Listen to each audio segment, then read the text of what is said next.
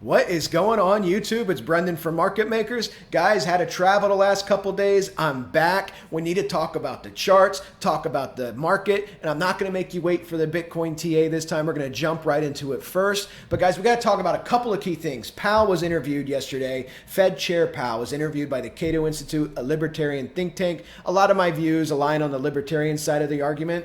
But Powell was asked a couple of interesting questions that nobody else in the media ever asked him. So this was a good interview. The interviewer from the Cato Institute referenced Milton Friedman. Milton Friedman, Nobel Prize winning economist, said inflation is always and everywhere a monetary phenomenon. Powell's answer to the reference of Milton Friedman and M2 money supply about all the money printing that's happened. Remember, 41% of all the money that has been printed happened since the pandemic low, just about $10 trillion, including the fiscal policy spending, the deficit spending, okay? $10 trillion.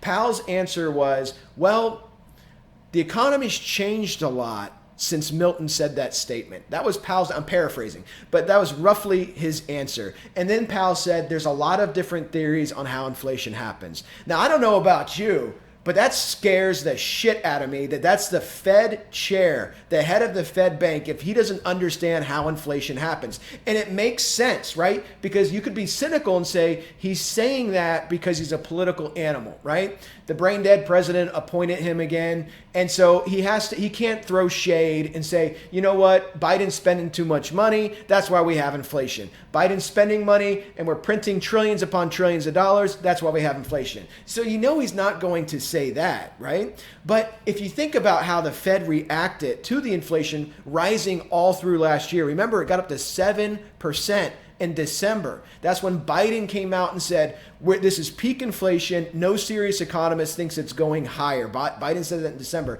The Fed itself was still doing quantitative easing, had 0% rates all the way into March of this year. Think about how crazy that is. March of this year, with the highest inflation rate in home prices in the history of the country, the Fed was still easing. They still had an accommodative policy. So it makes sense that he literally is just an idiot.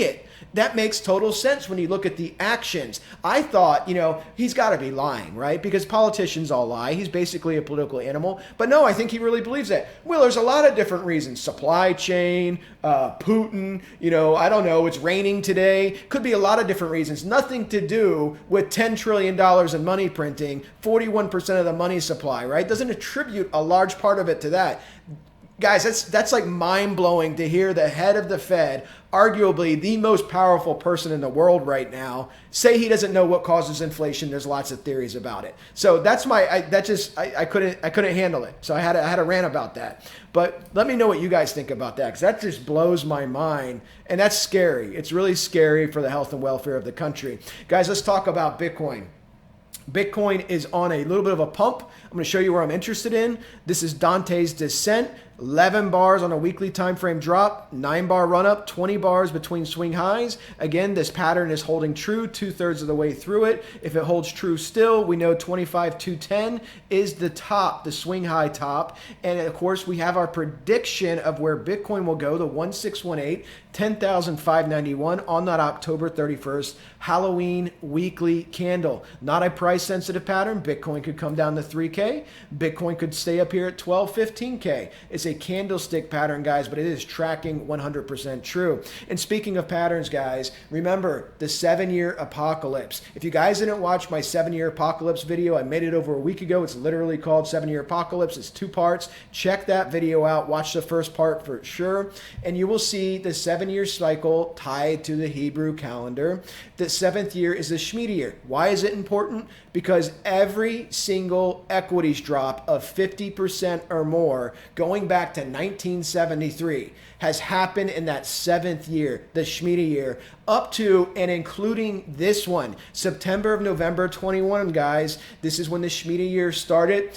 and then going in September 2021, and then going into November, the Russell, Bitcoin, and of course the NASDAQ all made their tops. The S&P held out till January, and they've all been in a primary downtrend since. Bitcoin at its trough here was down 75%.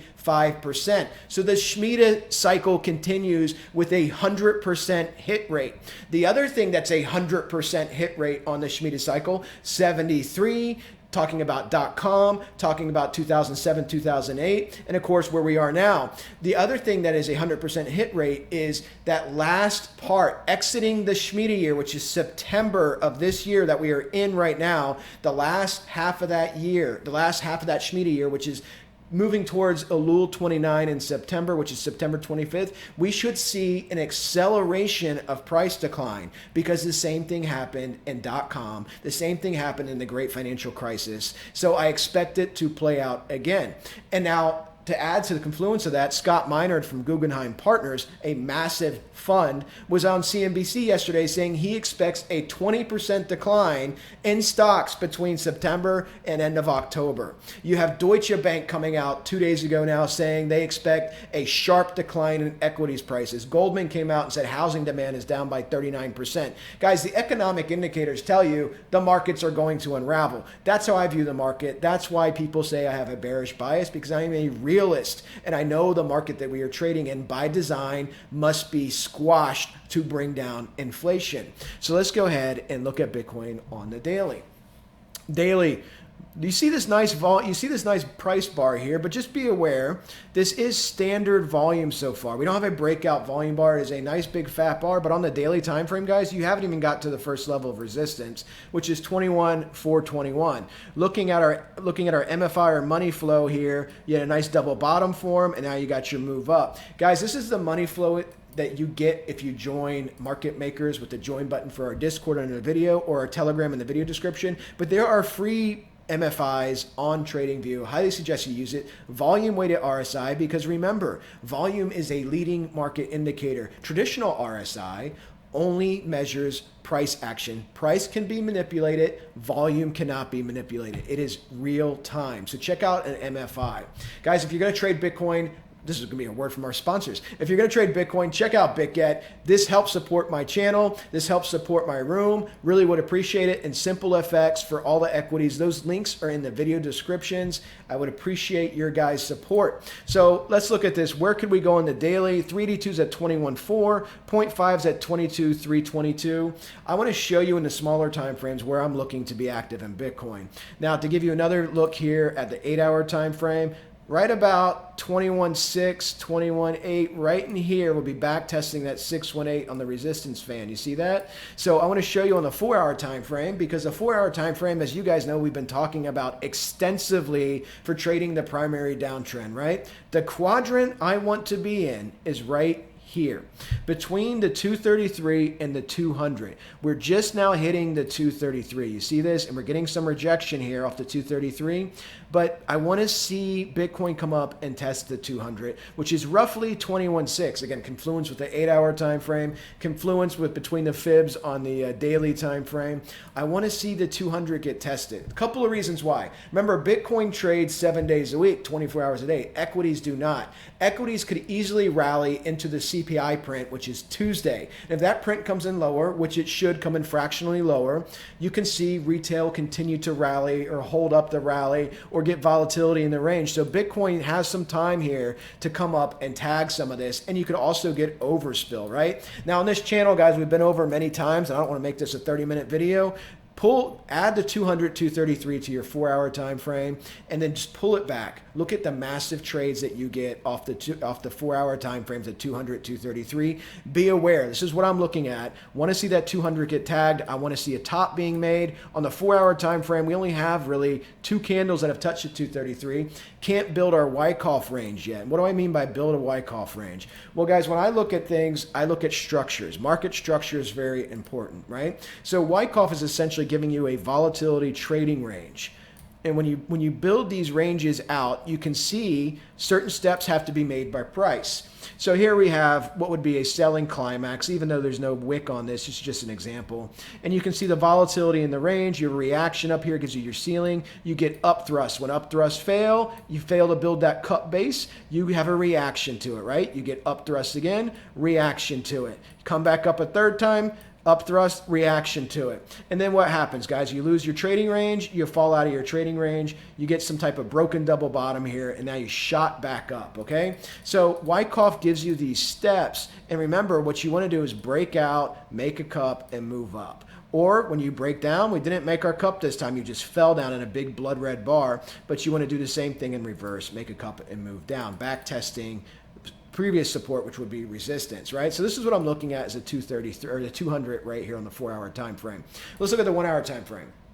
1-hour time frame, I went ahead and threw this in a trading range. Again, 1-hour time frame is not very powerful, guys. So what you'd want to see here, because this fan is representative of that 21.6. You see that? 21.5, 21.6. That's representative of that resistance as well in the 1-hour time frame. So I want to see price come out, make this little cup, come up, and fail at this level on the 1-hour time frame, and then start to come down, okay? That's what I'm looking for here. These rallies are all going to reverse, but I'm going to be patient on Bitcoin because I know Bitcoin will trade all weekend and we'll have an opportunity to potentially hit it. It's part of the trader's life, guys. You could miss out.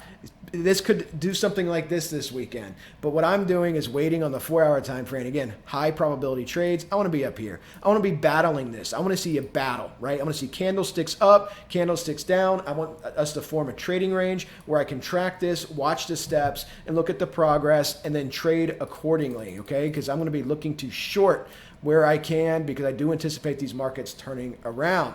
Let's look at the DXY. DXY, I saw in the news today, everybody's like, oh, the DXY is down. It's just funny when you hear people that don't understand TA talk about things like the DXY. Again, guys, down here, this is the market tops. Bitcoin, NASDAQ, Russell, S&P slightly over here. But everything was down here, and look at the DXY. And everybody gets excited about this little drop right here. So this again is going up higher, guys. It's going to go to 112. After 112, it'll go to 117. .com bust got us to 121. I anticipate it getting up to that 117 level. And again, you're going to see these spikes as the markets decline, I do believe, here in later September, approaching a Lul 29. Going into October, we're going to see more declines. Our market bottom, according to our patterns, should be a temporary bottom, should be October 31st weekly candle for Bitcoin and the Russell. So let's jump over to the equities, see what's going on. 50-day moving average on the S&P has been defeated. You are above it. I anticipate these rallies turning back around, of course, at some point, but you have a rally. You are bearish on your money flow. You're below the median line. You could come up to that median line and then fail, but guys, retail is marching these rallies up. There's so much retail in the market. I know it's a generic thing. People say, oh, retail rally, retail's doing this. Understand this from the equity standpoint. Last year in 2021, had more retail traders join. Think about Robinhood, these different apps, had more retail traders join than the previous 10 years combined. Okay, and most of them, for those metrics out there, there's people that track this stuff, they said the vast majority of them have not sold. So you're going to have retail rallies. The buy the dip mentality is very strong, and these rallies all fade over and over again. That's why we keep shorting them all the way down. Looking at the NASDAQ, here's the 50 on the NASDAQ, hitting some resistance here at 12,545, and we'll see if the NASDAQ comes up, makes some spiky tops, and then starts to roll over. Looking at the Russell's at 1871. Here's your 50, again hitting resistance. You start throwing volume and things on here. Things get a lot choppier as you move up. This is your 200. Again, these will not flip the 200 and hold them as support on the daily time frames. They may get above it, just like the Russell did, and we trade it this whole decline. Add it to this trade. I got in at 1997, got in close to 2030. Add it just the other day. I posted it in the room.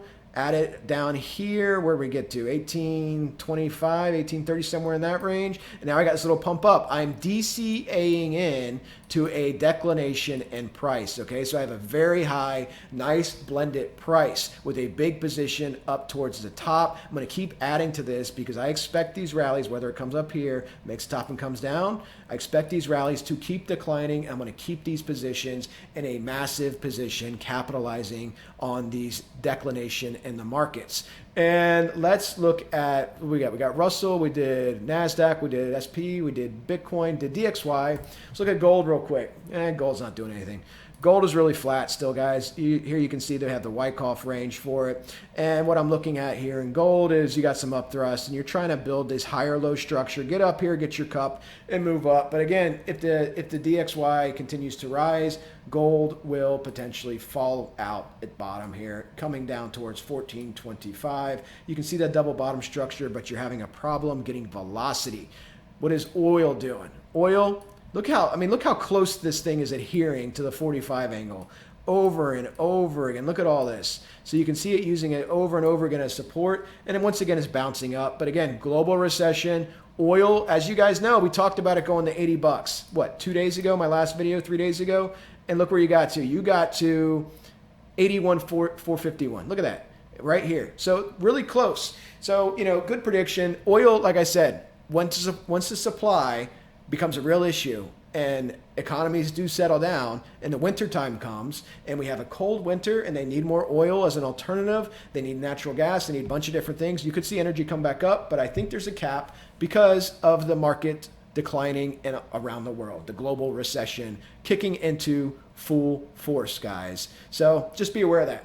All right, guys, hope you enjoyed the video. Another video coming soon. I'll talk to you guys next video. I'll answer all your comments as usual in the video description. Good night, guys, and good luck.